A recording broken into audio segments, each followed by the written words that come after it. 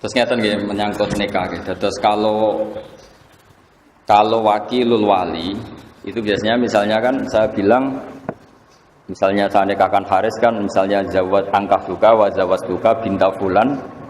Kalau yang tidak mukhtalaf alaih kan alladzi qad wakalani nggih. Alladzi qad wakalani atau mewakili gitu.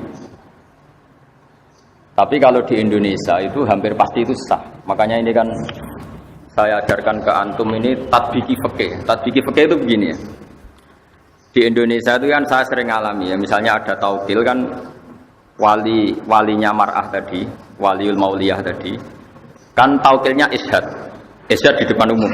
Misalnya, Gus saya pasrah Anda menikahkan putri saya bernama ini. Terus saya bilang di depan umum, saya terima apa? Saya terima perwakilan itu. Kemudian kalau dalam tradisi di Rembang misalnya wali kan terus ke sana gitu. Pokoknya enggak di majelis. Kalau di sini di majelis enggak? Enggak ya. Kalau biasanya di majelis enggak setelah taukil. Loh enggak, banyak yang enggak di majelis kalau. Ayo coba yang enggak di majelis ngaco.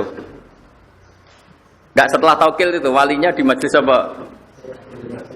Di majelis. Kalau dari zaman lari. Kabur. Nggak, apa? Keluar. Oh, ya keluar. Nggak ada di polling di itu. Nggak ya.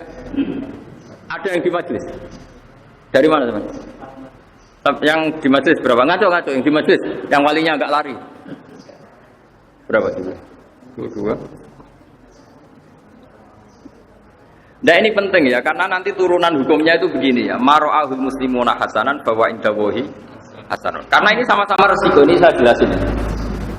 Itu kalau di Kifayatul Akhyar itu kan ada satu pertanyaan ya, yang meskipun kitab itu digugat orang banyak. Digugat orang apa?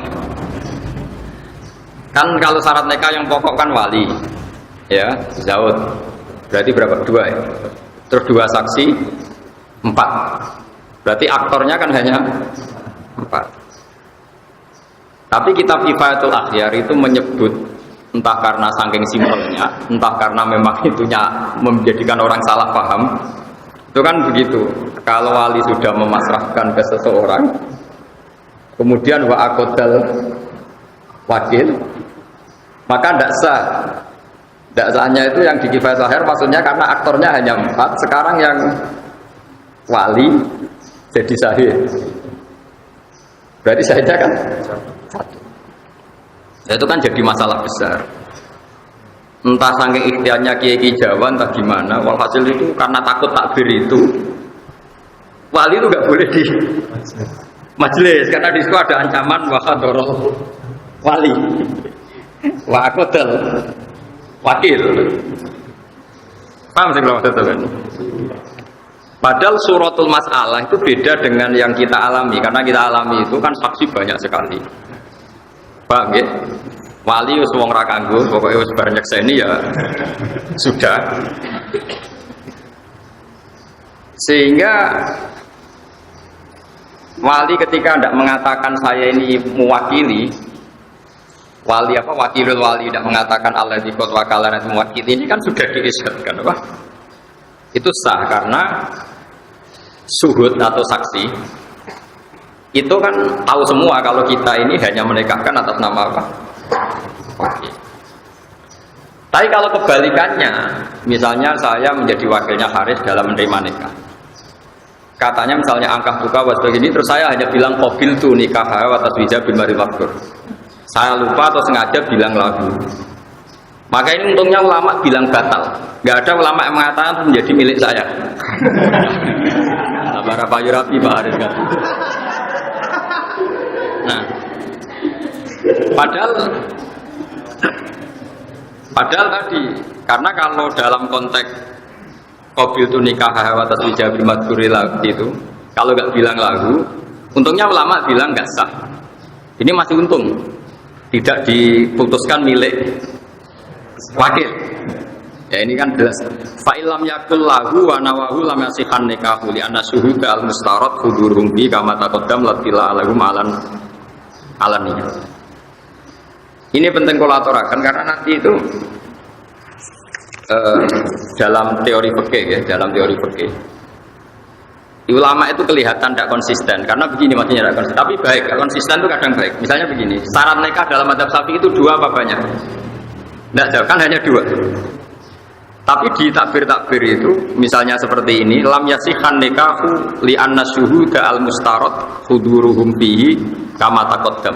Itu li anna syuhud, bukan li anna syahidan, tapi li anna syuhud. Karena dalam madzhab Malik, ini dengarin ya. Nanti saya bacakan di Mizan Kubro. Tadi saya sengaja bawa kitab Mizan Kubro. Kalau menurut madzhab Malik, 2 saksi itu tidak syarat sahnya nikah. Paham ya? Tapi yang karena pikirannya Imam Malik begini, kira-kira begini. Saksi itu gunanya apa sih? Supaya nggak ada juput, nggak ada pengingkaran. Oke. Kalau sarannya nggak ada pengingkaran, harusnya itu nggak perlu saksi, yang penting terkenal. Jadi misalnya Haris nikah, dinikahkan wali terus diumumkan di pondok PMH ini. Alhamdulillah sekarang Haris sudah laku. Gitu. Nah, apalagi bikin surat edaran gitu. Berakhir sudah masa lajang gitu. Kalau masa nggak laku sudah selesai gitu. Nah, ini penting karena filosofi fikih nanti dibalik-balik itu begitu. Ya ini misalnya, ini peringatan bagi kita semua.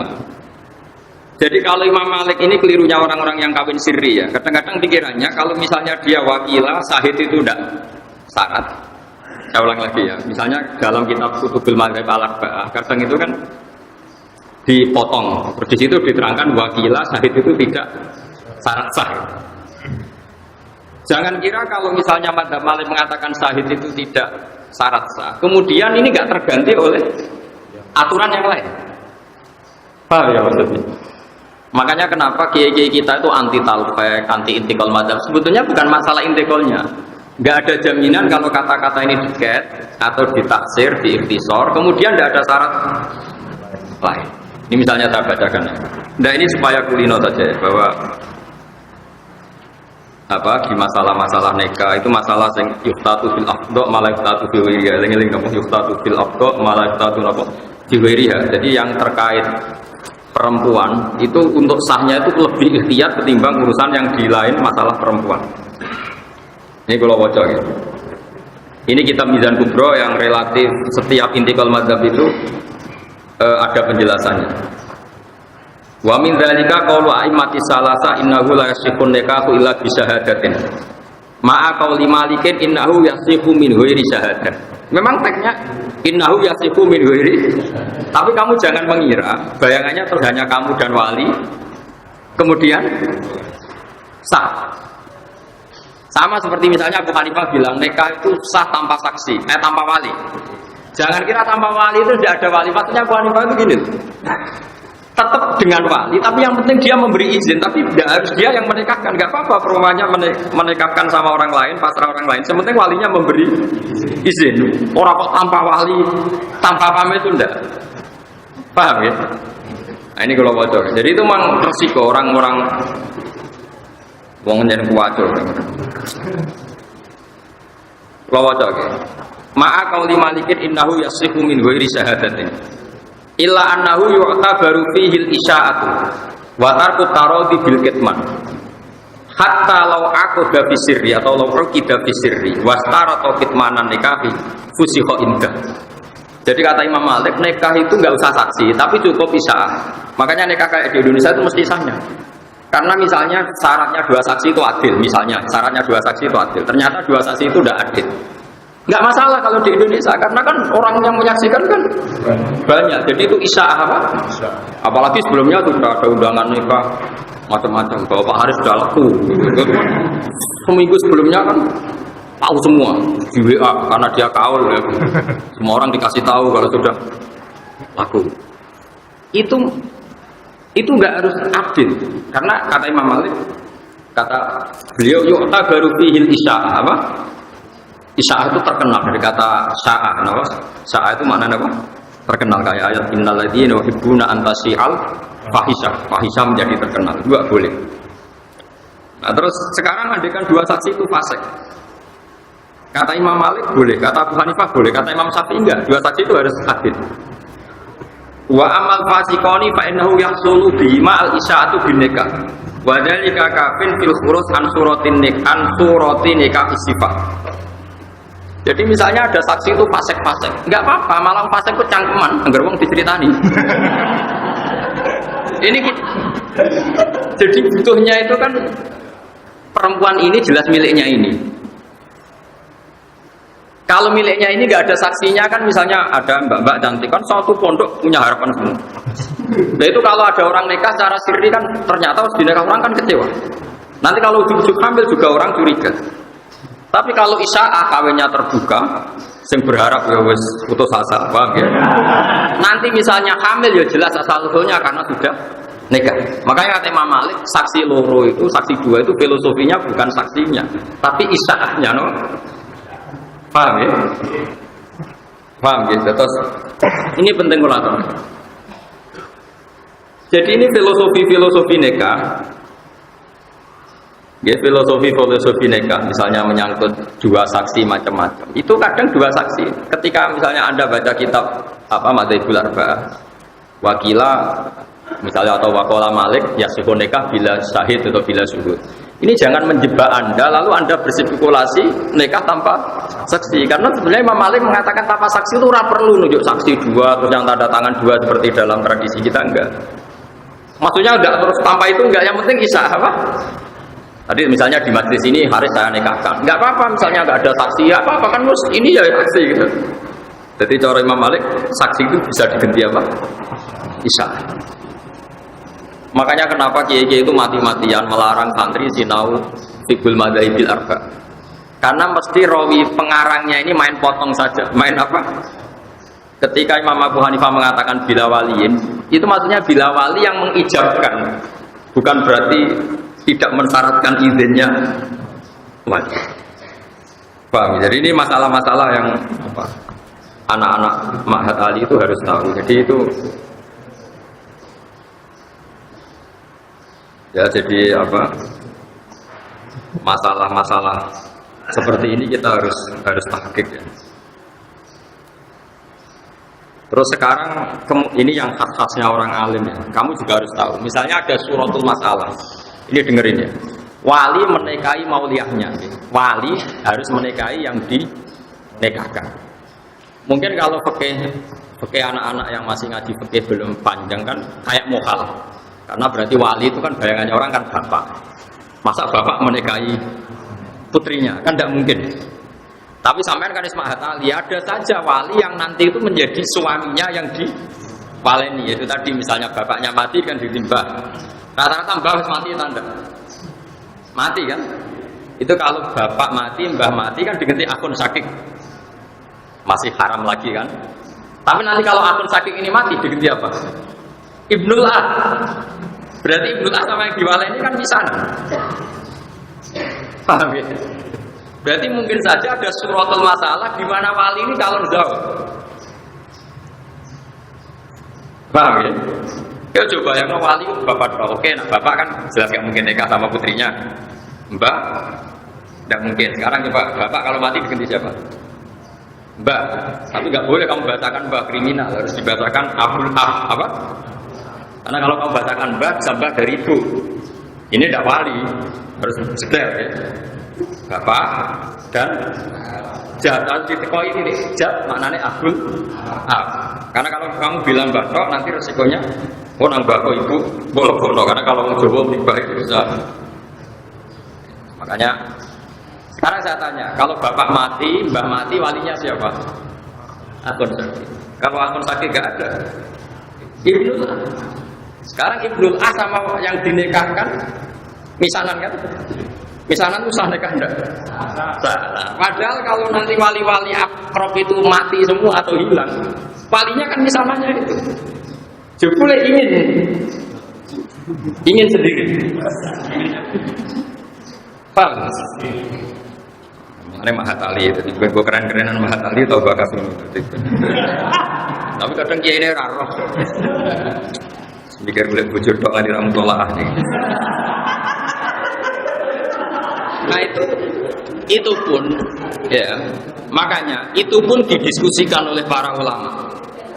Atau sebaliknya seorang perempuan yang nggak punya wali, walinya qadhi atau hakim. Ternyata yang ingin nikah hakim itu juga.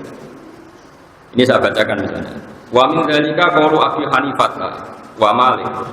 Inna waliyal mar'ati binasabin aw wala'in aw hukmin.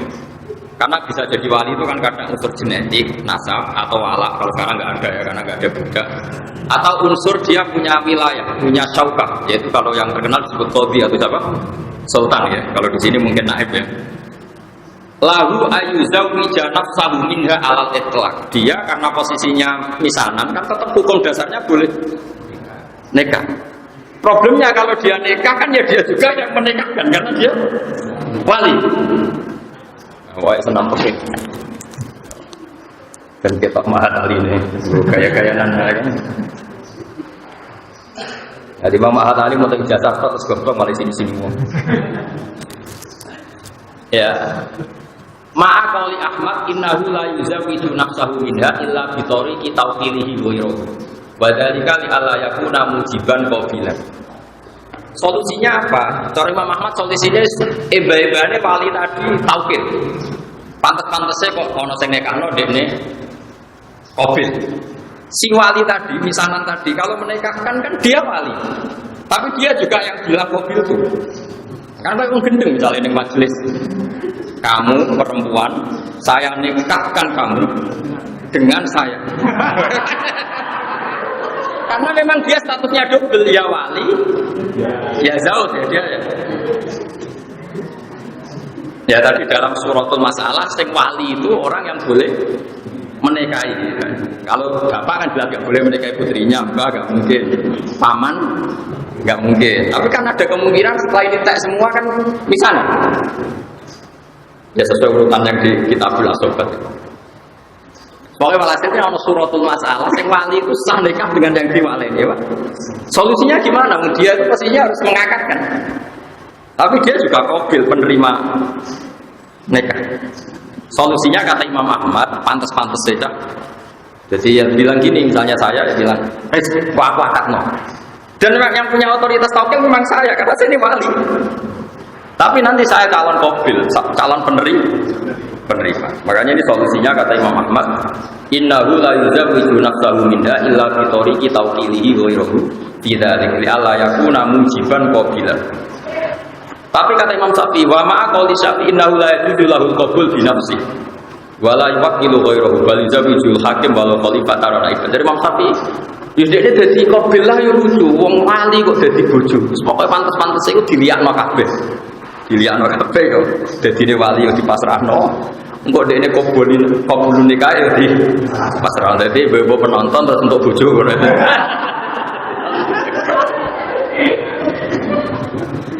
Karena kalau dalam fikih itu ada pantangan ya, istilahnya kalau di Fathul Mu'in itu ada ittihadul qabid wal muqbid. Enggak boleh dalam satu akad ada satu orang jadi dua aktor, namanya ittihadul qabid wal muqbid. Misalnya gini, Haris punya utang saya 1 juta. Ya saya, Haris punya utang saya 1 juta. Terus kebetulan dia juga mustahik zakat. Dan saya juga harus zakat ke Haris.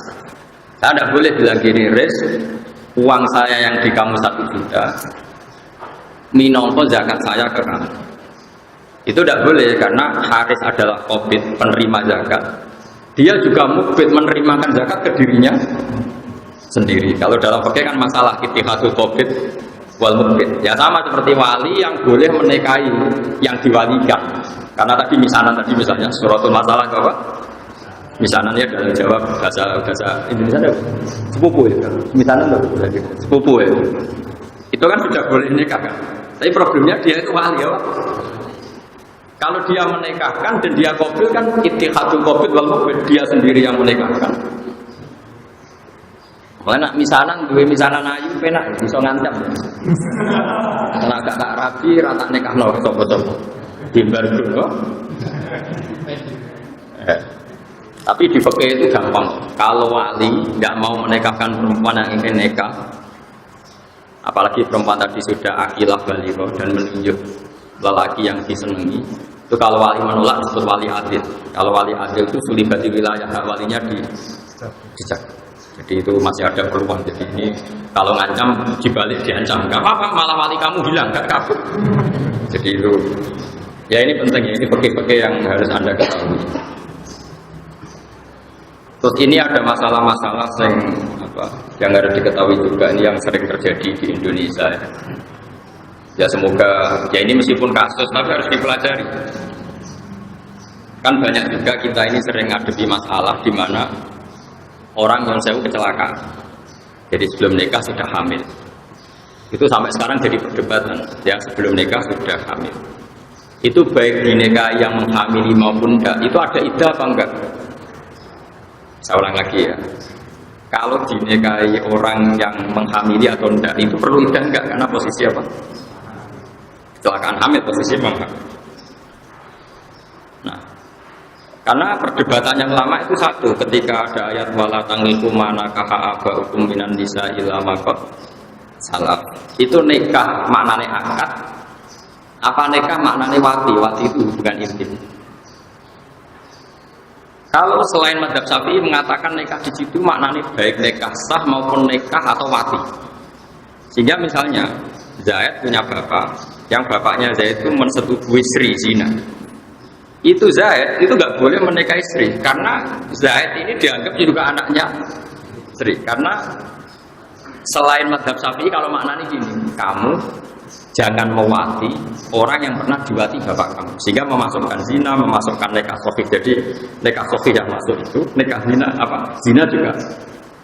Tapi kalau mazhab Syafi'i tidak, nikah itu kalau tidak sahih atau hubungan intim kalau tidak sahih itu enggak mutabar, apa? Enggak mutabar. Sehingga ini agak dianggap hamil, sehingga ya enggak ada iddah. Makanya ada kiai-kiai Jawa. Makanya nanti tak polling semua. Di daerah kamu kalau ada orang kadung hamil, rata-rata dinikahkan nunggu lahir apa enggak? Enggak, boleh.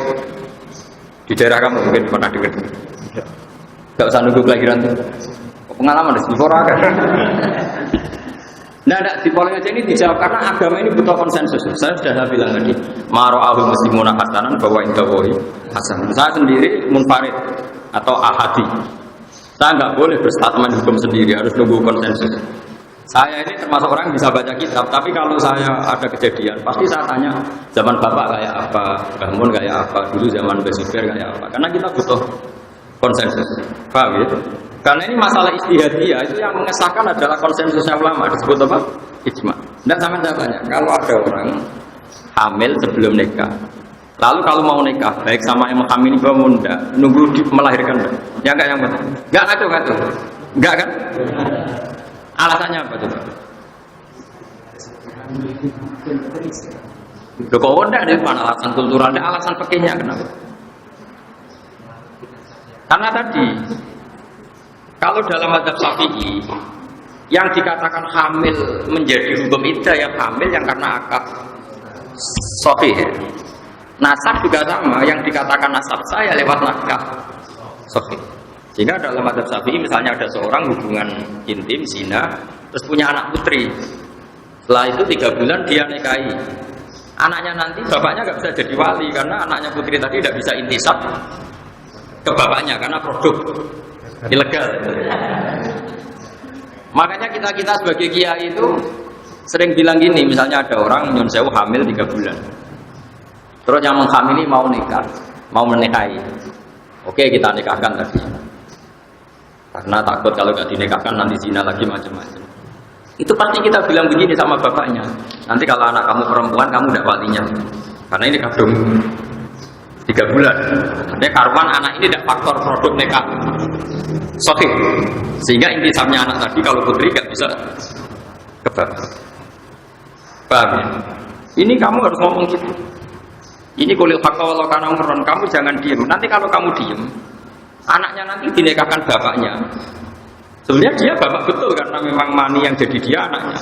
Tapi tidak bapak cara syar'an karena produk dan nikah sahih. Kalau sampai kamu tidak ngomong, kemudian nanti anak tadi besar dinikahkan bapaknya tadi itu nggak sah karena bapaknya kakeknya tidak walinya, tidak wali karena tidak nikah apa. Sahih. Ini masalah-masalah yang sering terjadi, makanya saya membantu Anda. Tak tunjukkan takbirnya atau nasnya ulama dulu, nanti dimusyawarahkan sama Pak Haris. Tapi jangan hanya musyawarah. carikan kasus masalah ini yang sudah terjadi di masyarakat. Biasanya kiai tempat Anda kayak apa? Karena ini penting. Saya bahkan berpendapat bagus-bagusnya hukum itu kalau kiai sing ra ngalim yang nglakoni. Itu berarti jadi konsensus. Jadi apa? Konsensus. Ini penting saya aturkan. Begini misalnya, saya itu berkali-kali berdoa sama Allah. Kehebatan orang Indonesia itu sing ra roh hukumnya ketok alim. Gara-gara dia dikonsensuskan. Hukum itu taruh saja misalnya begitu. Ada orang fasik gak sholat. Dia nggak sholat, nggak zakat, nggak puasa.